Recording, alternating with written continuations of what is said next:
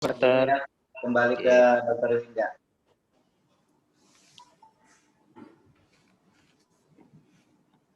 Sampai mana tadi SMO 5? Ya. Sedikit cross check nih Pak Dokter. Berarti lebih banyak dibutuhkan orang yang ada di dalam rumah sakit untuk yang di dalam komite syariah, karena pekerjaannya Betul sekali. Bukan DPS-nya yang suruh kerja tiap hari. Iya dong. Ya, betul.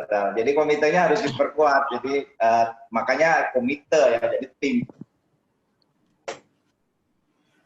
Ada usul Dok, unsur-unsur yang harus ada di dalam komite syariah ini, kita ambilnya dari mana-mana Dok?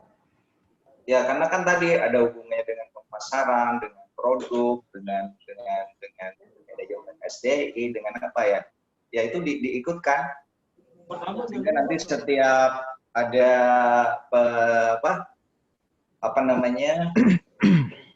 penyusunan rekomendasi untuk mendapatkan opini syariah dari DPS itu agak komprehensif gitu, Dokter Linda. Monggo terserah. Jadi tetap nanti ada katanya dokter, katanya Bu Mita ya, lo lagi itu biasa. 4L. Ya, lo lagi itu biasa. Jadi nggak usah khawatir dengan itunya. Tapi kan prasyarat untuk komite kan bukan satu orang. Tapi memang di komite syariah itu ada orang yang nguatin dari sisi pandangan-pandangannya. Satu aja, yang lainnya itu adalah mau dari unsur perawat, mau dari unsur analis laboratorium, radiologi dan seterusnya itu monggo. Okay. Yang punya sedikit pemahaman dan tertarik untuk belajar agama lebih luas itu monggo disertakan. Jangan asal diusulkan tapi ternyata nggak mau belajar, ya susah juga nanti, kasihan. Jadi tim tapi yang kerja nanti seorang lagi kan susah. Iya Dok. Oke. Oke, makasih Dok. Assalamualaikum. Waalaikumsalam. Iya, mohon maaf Dokter, saya Dokter Basirun Dok. Boleh sedikit nyambung Dok? Boleh, silakan. Iya, kebetulan dulu saya sempat di komite syariah Dok. Oke. Ya, jadi dulu itu memang keanggotaannya itu dari berbagai macam ya, ada manajemen, ada medis, ada penunjang gitu dari teman-teman non medis. Nah, memang waktu itu kita mencari masalah di bagian kita masing-masing. Misalnya kelompok di anggota yang manajemen akan mencari masalah-masalah penerapan syariah itu di manajemennya. Misalnya salah satu contoh, dulu kan kita banyak temukan masih ada kita menggunakan bank-bank yang konven, bukan syariah. Seperti itulah contohnya. Kemudian di perawatan juga mencari bahan-bahan yang penerapan kesyariahan ini. Misalnya masih ada waktu itu dulu pencampuran antara pasien laki dan perempuan, misalnya seperti itu. Nah, dari situ kita rapat di komite syariah.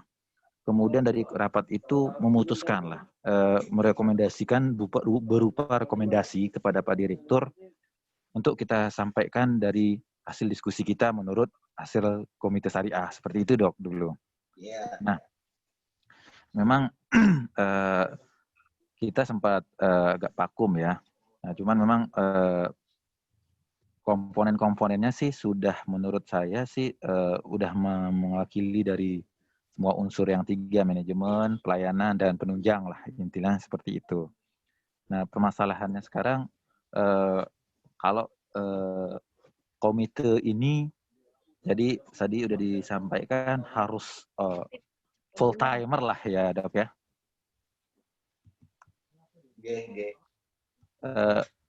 Full timer artinya bisakah misalnya komite ini dalam melaksanakan apa yang sudah direkomendasikan itu dilaksanakan atau tidak di unit-unit terkait, bisa enggak dalam misalnya katakanlah tidak tiap hari di verif lah gitu, artinya di survei atau di sidak begitu misalnya, apakah dijalankan atau tidak, bisa enggak seperti itu Dok? Bisa diulangi Dok? Jadi misalnya katakanlah komite kita ini sudah ada dari berbagai unsur.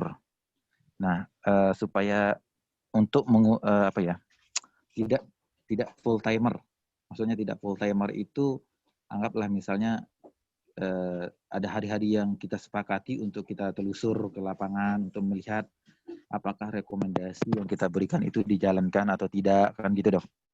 Bisa enggak seperti itu? Iya, jadi tetap kan yang namanya komite kan ada jadwal meeting gitu ya. Iya. Nah, hari-harinya kan dia yang perawatan melihat perawatan, yang di penunjang melihat apa yang sudah dilakukan di penunjang, yang di manajemen melihat apa yang sudah dilakukan di manajemen. Dan pada saat meeting itulah ada problem-problem yang menjadi fokus untuk dilihat kesesuaian dengan prinsip syariahnya. Ketika ada sesuatu yang ternyata menurut pandangan teman-teman komite itu kurang bersesuaian, ya itu yang nanti akan menjadi rekomendasi. Kan seperti itu. Rekomendasinya apa? Nanti kan akan diusulkan lewat direktur ke opini, mendapatkan opini dari Dewan Pengawas Syariah. Jadi kan kenapa kok di Namira belum begitu optimal, karena memang DPS belum terbangun dengan baik, sehingga banyak mungkin hal-hal yang direkomendasi oleh komite belum 100% diyakini oleh teman-teman, atau ada kendala-kendala lain, itu kan masih terus dikaji dan dikaji. Jadi sudah benar Dr. Basirun yang seperti itu pekerjaannya, ya kan? Cuman tadi kita perdalam hubungan kerja antara DPS, komite syariah dengan direksi itu seperti apa. Kemudian hubungan kerja antara direksi, DPS dan yang lainnya itu seperti apa. Itu dari saya seperti itu. Bisa membantu? Oke, terima kasih banyak dokter.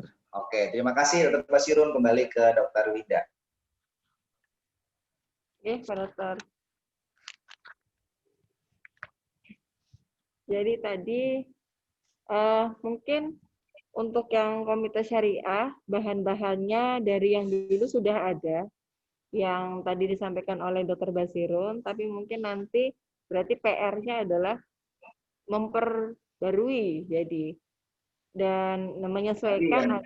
Yang resign ya diganti lah, masa resign masing-masing di situ kan gitu ya. Oke dok, diganti dok.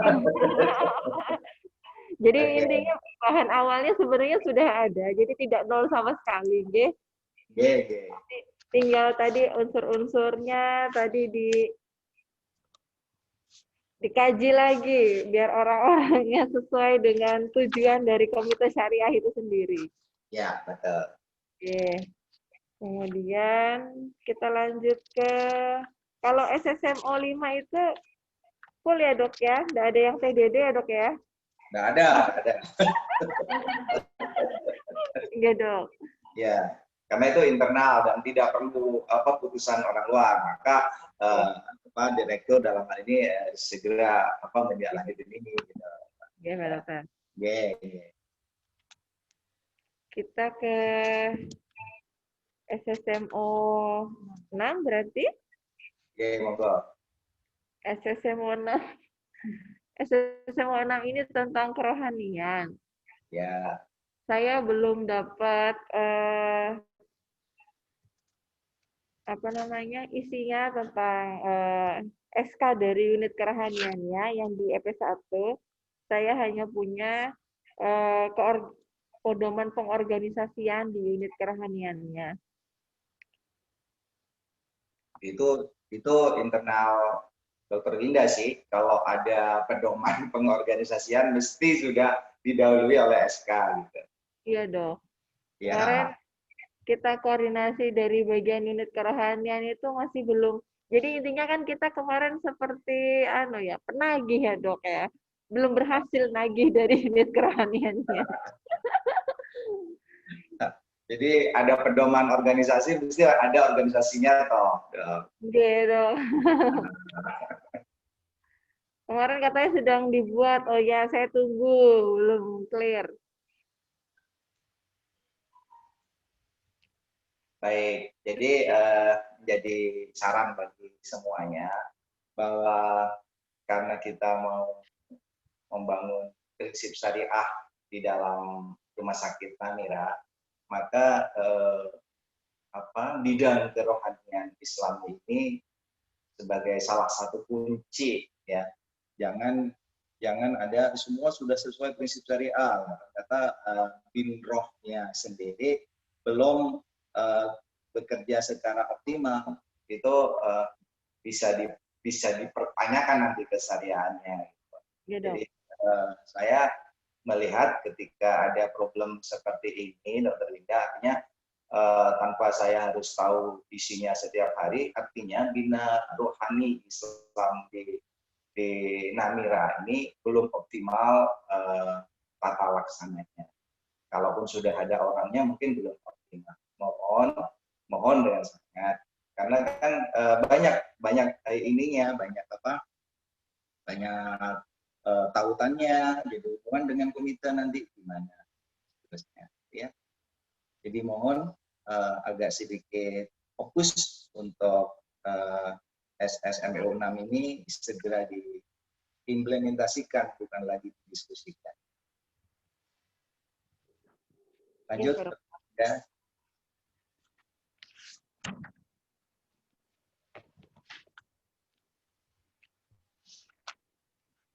Jadi saya juga tidak mengajukan lagi ya SSMEO 6 MP3 karena pasti belum ada yang ini. Ya, nggak apa-apa. Oke.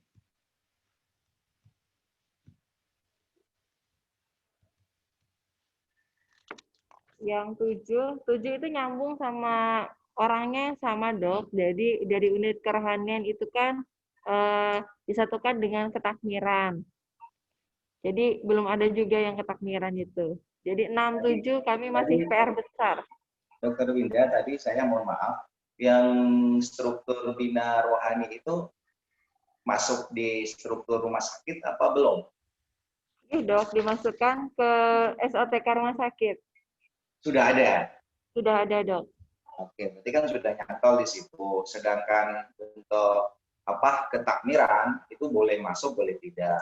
Tetapi bisa jadi ketakmirannya itu ada di subnya bina rohani juga boleh, monggo gitu, terserah. Yang paling nyaman di Namira seperti apa dengan kapasitas rumah sakit Namira dan apa yang dimiliki oleh rumah sakit Namira. Tapi ini harus jalan. Iya Dok. Kalau misalkan dari ketakmiran itu tadi dileburkan menjadi sub di unit kerohanian, tetapi kalau ujung-ujungnya 4L itu bagaimana Dok? Lu lagi gitu. Iya Dok, orangnya sama gimana Dok? Ya nggak apa-apa. Kan kalau sudah di SK kan dia harus tanggung jawab. Tanggung jawab di bina rohani, yes. Tanggung jawab sebagai takmir juga, yes. Tapi pada saat dia di takmir bekerja sebagai takmir, pada saat dia di bina rohani bekerja sebagai bina rohani, kan gitu aja. Jadi nggak perlu nambah resource nanti gitu. Oke.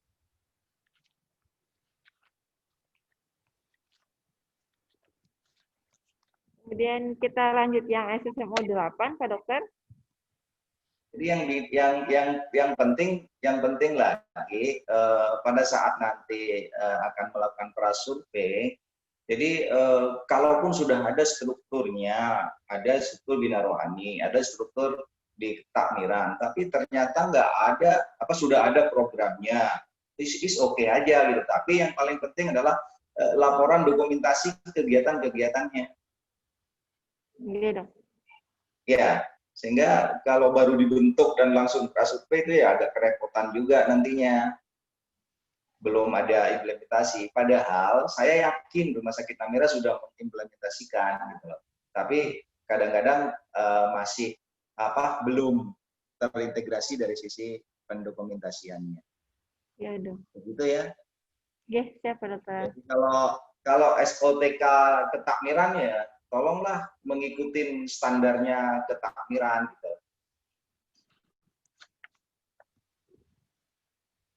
ada ketua takmir, ada bidang apa, bidang apa, itu 3 bidang loh. Salah gitu. Itu aja kan. Bidang imaroh, idaro, dan apalagi satunya. Itu harus seperti itu. Kalau di takmir, kalau bina rohaninya, monggo itu terserah rumah sakit.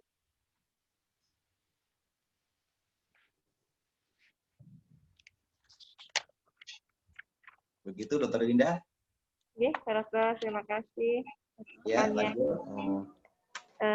Ya, selanjutnya yang di SSMO 8.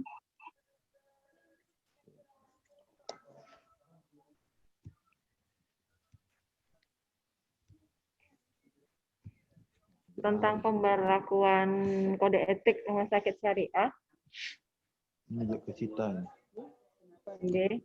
Ini kita berdasarkan buku dari Mukisi, kode etik rumah sakit syariah standar 1441. Kita berlakukan di Rumah Sakit Islam Namira dengan surat keputusan direktur 2018. Kita sadur, Pak Dokter, ke sini. Ya, ya. Oke. Terus EP1. bukti sosialisasinya sudah Bukti sosialisasinya belum ya?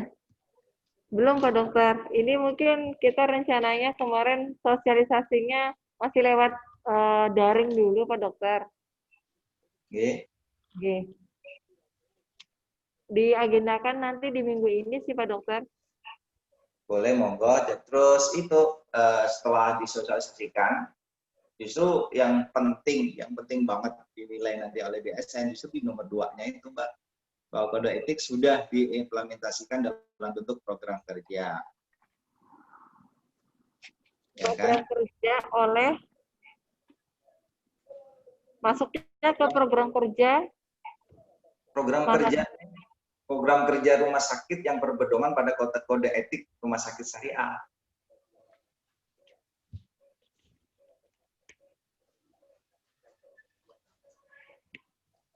ini yang EP2-nya ya, Dok ya?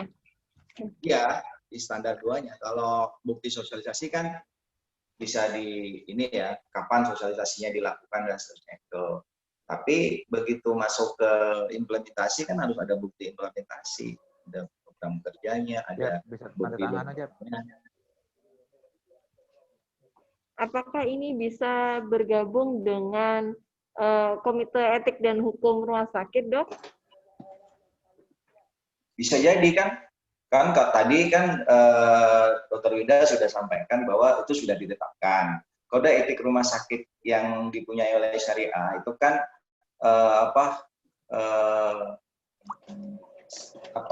kelanjutan dari kode etik rumah sakit yang dikeluarkan oleh Kodersi. Tetapi ada unsur-unsur syariahnya. Nah, jadi yang diinginkan oleh surveyor nanti, mana bukti pelaksanaan kode etik rumah sakit syariahnya? Nah, itu kan banyak gitu, kayak akhlak dokternya, bagaimana dokter memberikan saran kepada pasiennya, terus bagaimana pemeriksaan antara dokter yang bukan gender dan seterusnya, itu kan kode etik rumah sakit syariah. Salah satunya itu. Mungkin di kami baru ada program kerja Komite Etik dan Hukum, namun tentang kode etik rumah sakit syariahnya belum kita masukkan. Nanti kemungkinan kita akan leburkan di dalam satu program kerja ini, Pak Dokter. Boleh ditambah, ya. Jadi kalau bisa itu jangan sampai ada 2 program kerja. Jadi program kerjanya itu program kerja yang dari KARS itu loh. Tetapi ada unsur syariahnya. Ketika ditanya mana unsur syariahnya, itu harus di highlight, di stabilo kuning dan seterusnya. Oke. Fadil Jawadan nih. Oke. Ada yang baru untuk Fadil. Kemudian untuk yang Enggak. Darah Malik ya. Satia wan buri ini. Belum. Main anu entan. Pelin. Lanjut yang EP9. Oke. EP 9 ini Standar 9. standar 9 ya, standar 9 tentang akad syariah. Oke. Akad syariah kami yang EP1 menggunakan tentang panduan akad syariah. Jadi dari Pokja KKS atau SSMMI kami dapat filenya dileburkan jadi satu di panduan penerimaan pegawai.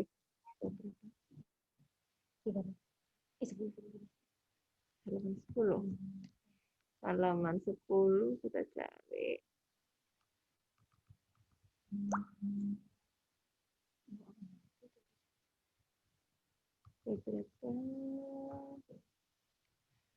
Wah, kok dirubah ke laptop saya tulisannya begini. Jadi satu. Kayaknya. Coba lihatin halaman berapa di situ.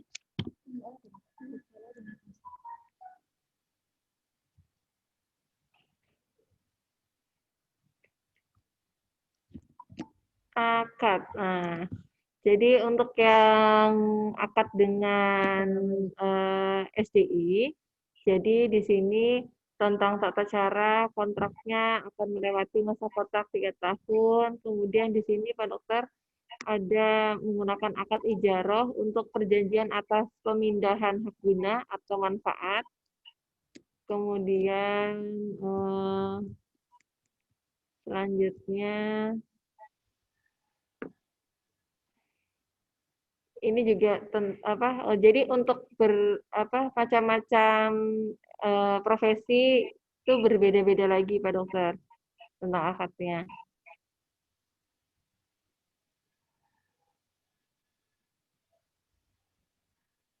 Tapi semuanya menggunakan akad ijarah ya? Dia yang kalau untuk SDI dengan SDI. Terus yang berikutnya? Yang berikutnya dengan pasien.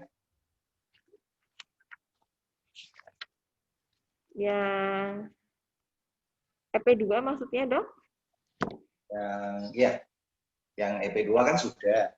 EP2 sudah. Yang EP3 tentang bukti dokumen kontrak kerjasama dengan rumah sakit dengan pasien. Jadi kita menggunakan form NIPI.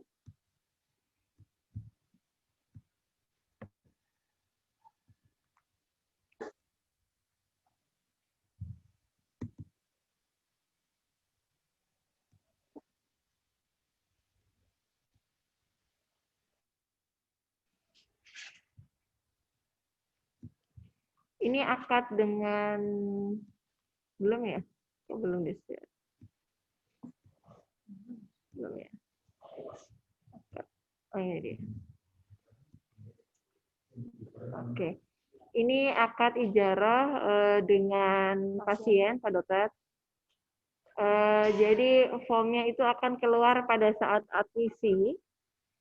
Kita bedakan akad dengan pasien antara pasien umum, antara pasien BPJS, dan antara pasien asuransi. Kami sampaikan juga dokumen yang sudah ada isinya. Ini salah satu contoh yang sudah terisi, Dok.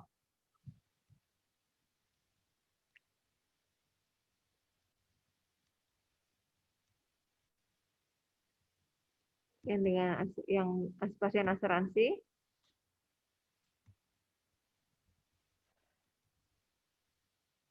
Kemudian yang pasien umum.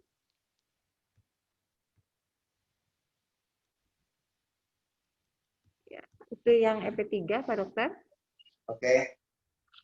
Kemudian untuk EP4, jadi ada dokumen kontrak kerjasama antara rumah sakit dengan pemasok alat kesehatan. Dan laboratorium sesuai dengan akad syariah. Kalau yang saya punya ini ada akad dengan pemasok alat kesehatan itu ada PT Bina San Prima. Ya, Ini tentang pekerjaan alat farmasi. Ini MOU-nya. Kemudian untuk kerjasama laboratorium, kita kerjasama dengan PT Prodia. Nggak keluar ya? Kok nggak belum ke share ya? Mohon maaf dok, tadi yang PT Binasan Prima sepertinya belum saya share screen. ya. Binasan Prima. Ini ya. Bentar dulu.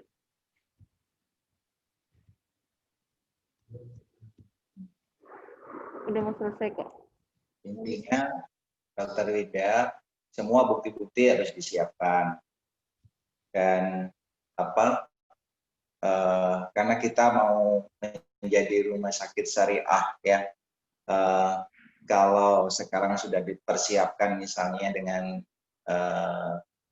pemasok obat misalnya dengan Binasan Prima, mungkin menurut saya bagaimana wiroh dari teman-teman di situ di Namira untuk mensyariahkan seluruh akad.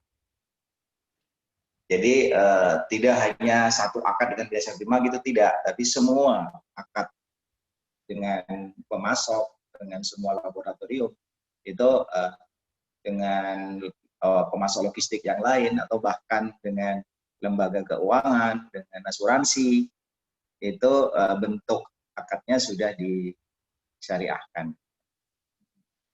Insya Allah pihak ketiga sekarang paham dan berkeinginan juga untuk menuju syariah. Jadi yang 9 ini luar biasa dampaknya kalau menurut saya, tidak sekedar tertulis dalam bentuk dokumen, tetapi benar-benar diimplementasikan dalam keseharian. Nah, terutama untuk akad dengan karyawan dan akad dengan pasien. Itu kan keseharian itu. Tapi untuk yang lainnya, mohon untuk juga dibantu untuk target kapan sih semua akad itu ditulis dalam bentuk yang bersesuaian dengan prinsip-prinsip syariah. Begitu ya, Dok. Ya dok, siap. Ya. Mungkin ini sih Pak Dokter, memang kondisi real sekarang mungkin belum 100% semuanya dirubah ke dalam perjanjian secara syariah. Namun kemarin saya tilik beberapa perusahaan obat, itu ada yang MOU-nya sudah akan berakhir. Jadi saya kemarin terakhir meminta agar perjanjian yang baru nanti dibuat dalam bentuk perjanjian syariah, Pak Dokter. Baik, itu sesuatu yang sangat baik untuk diteruskan gitu ya, sehingga nanti pada saatnya kita benar-benar nyaman dengan kehidupan kita. Ya. Baik, udah selesai ya. Ada yang mau didiskusikan lagi dari SSMO ini? Mungkin itu jam 11 sekarang ya, jam 11 Wita ya. Jam 11 Wita kurang 4 menit. Ya, betul. Pas. Ya mungkin nanti ini sih Pak Dokter, terima kasih masukannya, terutama untuk yang SSMO 2, 6, dan 7, karena saya tidak terlibat langsung di 2, 6, dan 7, jadinya saya kurang bisa untuk membantu menyiapkan dokumennya. Namun mungkin bisa saya komunikasikan dengan orang yang nanti akan menjalankan ini, Pak Dokter. Itu tugas Pokja, Mbak. Ya, Dok. Ya. Jadi tentu tidak terlibat langsung, tapi bagaimana Pokja itu uber-uber ya, ngejar bagaimana bahwa semua unsur di dalam Rumah Sakit Namira itu sama niatnya. Ya, jadi bukan pekerjaan Pokja yang harus menyelesaikan semuanya, tapi itu kerjasama dengan teman-teman yang terlibat langsung. Oke. Untuk SSMO selesai, saya mohon komentar dari Dr. Burhan, apakah cara pendampingan seperti ini diteruskan atau model yang lain? Dr. Burhan. Baik. Sudah bisa didengar? Udah. Oke, saya kira bagus ini dok, begini aja.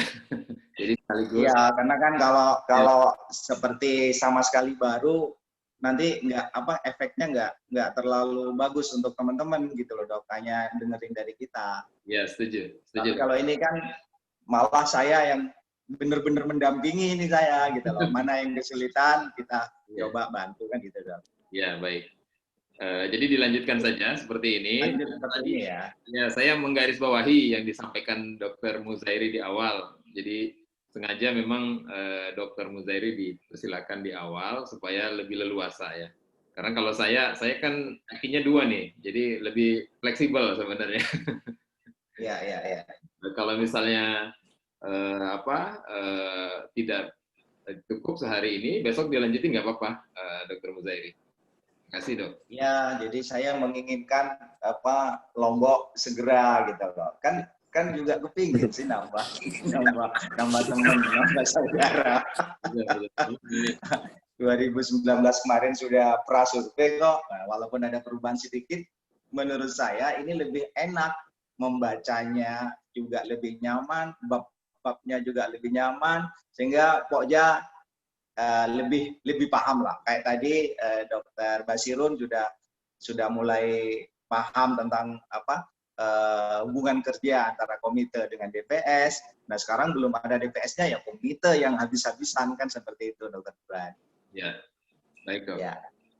Ya. Oke, berarti bisa dilanjut ya. Setelah ini mau Pokja apa teman-teman?